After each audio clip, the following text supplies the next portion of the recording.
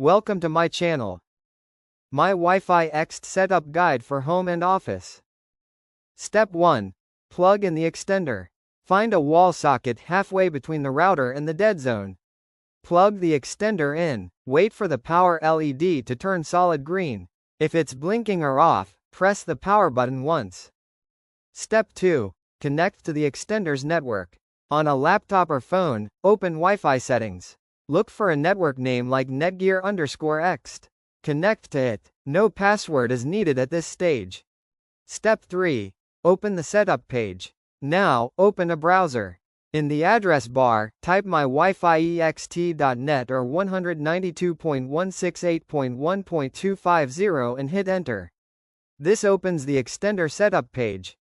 Step 4. Start the setup wizard. Once the page loads, click on New Extender Setup. Create a login ID and password for the extender. Step 5. Choose Wi-Fi Range Extender mode. When asked, pick Wi-Fi Range Extender instead of Access Point.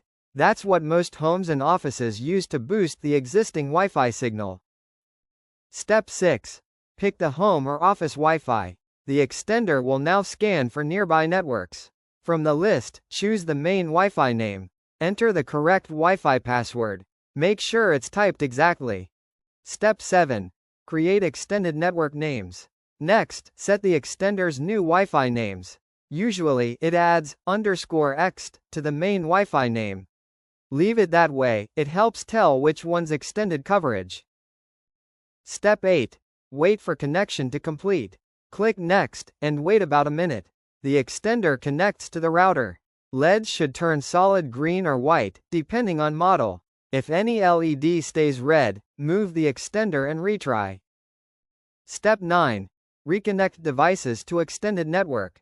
Disconnect from the temporary network and connect to the new extended one. Check that the signal strength is stronger now in the previous weak zones. Step 10. Final placement and speed test.